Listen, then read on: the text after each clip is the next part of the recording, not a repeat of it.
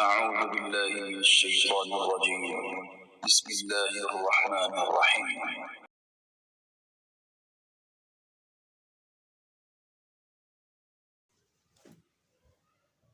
الحمدللہ رب العالمین وصلی اللہ وسلم علی رسولہ الکریم۔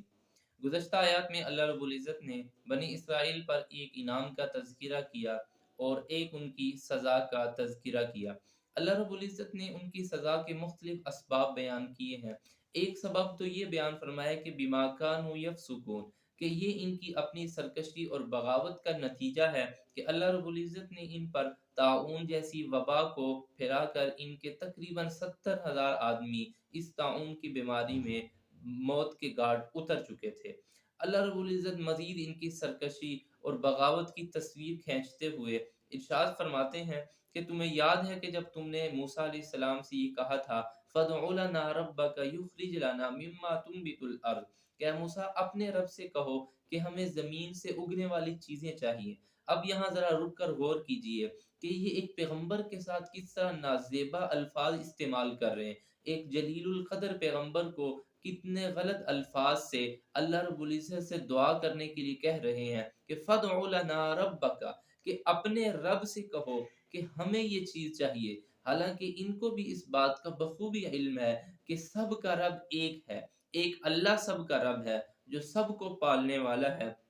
جو سب کا خالق اور مالک ہے، لیکن اپنی بدتمیزی اور اپنی گستاخی کی وجہ سے یہ عرض کر کہنے لگے فَادْعُ لَنَا رَبَّكَ، کہ اپنے رب سے کہو کہ ہمیں یہ چیز چاہیے۔ تو اللہ رب العزت ان کی اس بات کو بھی بڑی وضاحت اور تصریح سے یہ بیان فرما رہے ہیں کہ تمہاری سرکشی میں ایک سرکشی یہ بھی تھی کہ تم پیغمبر کے ساتھ نازیبا رویے سے پیش آتے تھے، پیغمبر کے ساتھ نازیبا حرکات کیا کرتے تھے اور کہا کرتے تھے مما تنبت الارض من بقلها وقثائها وفومها وعدسها وبصلها، کہ اے موسیٰ کہ ہمیں اب یہ چیز نہیں چاہیے، یہ من و سلوہ جو ہمیں اللہ رب العزت کی طرف سے مفت مل رہا ہے، ہمیں یہ چیزیں نہیں چاہیے، اب ہمیں نئی چیزیں چاہیے، ہمیں زمین سے اگی ہوئی سبزیاں چاہیے، ہمیں دال چاہیے، پیاز چاہیے، ہمیں گندم چاہیے، ہمیں کھکڑی چاہیے، ہمیں اس طرح کی سبزیاں اور ترکاریاں چاہیے، اپنے رب سے کہو کہ ہمیں یہ چیز عطا کرے۔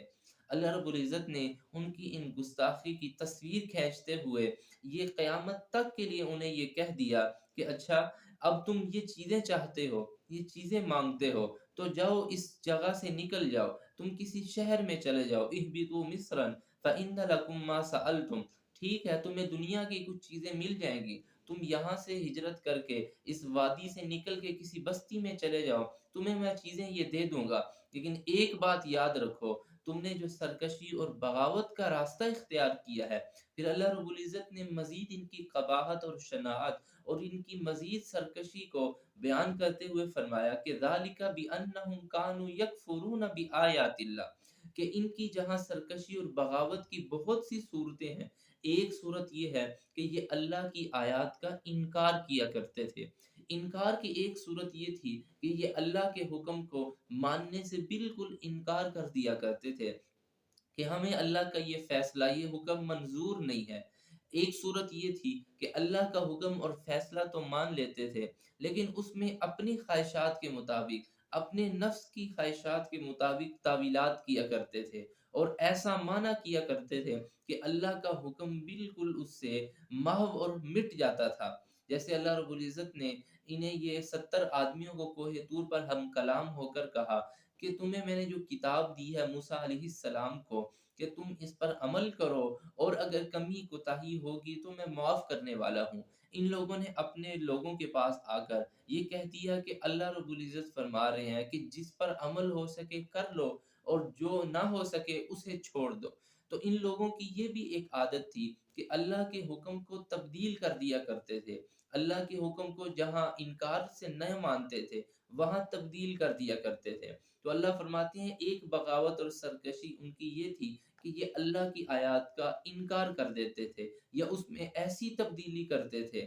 جس سے اللہ کا معنی اور مراد بالکل ختم اور مٹ جاتا تھا۔ اس وجہ سے علماء نے لکھا ہے کہ اگر اللہ کے کسی ایسی حکم میں ایسی تبدیلی کر دی جائے جس کی وجہ سے مقصد فوت ہو جائے، مثلا ایک شخص नमाज का माना ये करे कि अल्लाह को याद कर लिया जाए, जी में अल्लाह का ज़िक्र कर लिया जाए, तो नमाज की हकीकत ये है। तो दर हकीकत ये शख्स भी अल्लाह के हुक्म का इनकार करने वाला है, क्योंकि नमाज एक ख़ास अफ़आल को कहते हैं, जो ख़ास तरीके से अदा की जाती है। तो अगर कोई शख्स इस नमाज का माना तोड़कर यूँ बयान कर दे कि अल्लाह को याद कर लें, बस नमाज अदा हो जाएगी, तो ये शख्स भी दर हकीकत अल्लाह के उस हुक्म का इनकार और कुफ़्र कर रहा है। तो अल्लाह फरमाते हैं कि इनकी बगावत का एक तरीका ये था कि ये अल्लाह के बताए हुए हुक्मों को, अल्लाह के अवामिर को तब्दील कर देते थे अपनी ख्वाहिशात के मुताबिक। और दूसरा तरीका ये था, वयक़्तुलून अन्नबिय्यीन बिग़ैरिल हक़, कि ये अम्बिया को नाहक कत्ल किया करते थे। इन लोगों ने बड़े अम्बिया को, बहुत से नबियों को शहीद किया है। हज़रत याह्या अलैहिस्सलाम को, हज़रत ज़करिया अलैहिस्सलाम को और दीगर बहुत से पैगंबर को इन्होंने शहीद किया है, जिनका तज़किरा कुरान पाक में, जिनका नाम कुरान में मौजूद नहीं है। तो अल्लाह फरमाते हैं कि इतनी सरकशी एक नबी के साथ नाज़ेबा हरकत कर रहे हैं, अल्लाह के अहकाम को तब्दील कर रहे हैं, अल्लाह जो फरमाते हैं उसे बदल डालते हैं। नबी जैसी अजीम हस्ती को कत्ल करने से भी बाज नहीं आते। तो अल्लाह फरमाते हैं कि अब फ़बाऊ बिग़ज़बिन मिनल्लाह, अल्लाह का शदीद गुस्सा इन पर नाजिल हो चुका है। और वज़ुरिबत अलैहिमुज़्ज़िल्लतु वल मस्कना, अब ये क़यामत तक ज़िल्लत की ज़िंदगी गुज़ारेंगे, मोहताजी की ज़िंदगी गुज़ारेंगे, इनका कोई पुरसाने हाल नहीं होगा। लेकिन यहाँ बज़ाहिर एक बात समझने की है, आज अगर हम मौजूदा सूरत हाल के मुताबिक देखें,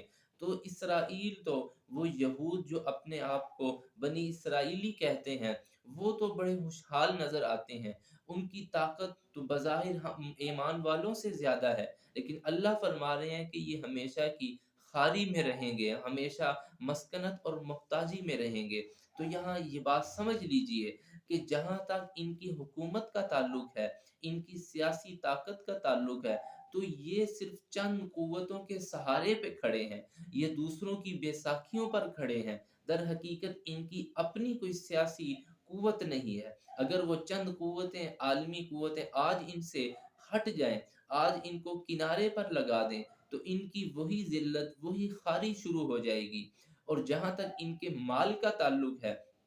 तो याद रखिए, आज पूरी दुनिया के अंदर ये जो सूदी निज़ाम है, इसको कंट्रोल करने वाले भी ये हैं, ताकि हमें सूद पर दौलत मिलती जाए, सूद पर हमें पैसा मिलता जाए, वगरना दर हकीकत इनके पास असल और अपनी मालियत नहीं है, अपनी दौलत नहीं है। तो अल्लाह रब्बुल इज़्ज़त ने सच फरमाया है कि ये हमेशा के लिए मोहताज और ज़लील होंगे। लेकिन एक मकाम पर अल्लाह फरमाते हैं कि इल्ला बिहब्लिम मिनल्लाहि व हब्लिम मिनन नास, हाँ, अगर ये दामनी ईमान में आ जाएँ, अगर ये पैगंबर को मान लें, अगर ये दायरे इस्लाम में आ जाएँ, तो फिर ये ज़िल्लत से बच जाएँगे। ज़िल्लत का माना ये है कि ये अपनी उसी पुरानी हुकूमत और सल्तनत को पा सकते हैं, जो इनको हज़ारों साल दी गई थी। और मस्कनत का माना ये है कि ये हमेशा ज़लील होंगे और लोगों के पीछे छुपे रहेंगे। यही वजह है कि आज हम देखते हैं कि ये लोगों की बैसाखियों पर खड़े होकर ही ज़िंदगी गुज़ार रहे हैं, ये जी रहे हैं।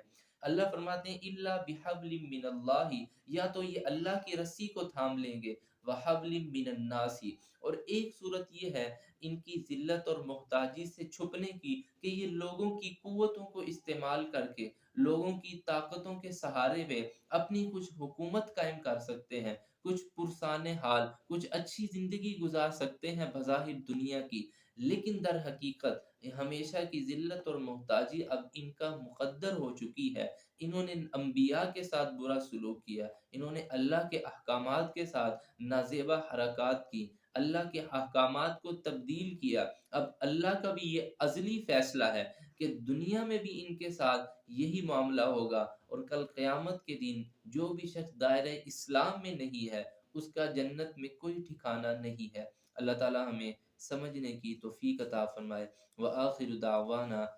अनिल हम्दुलिल्लाहि रब्बिल आलमीन।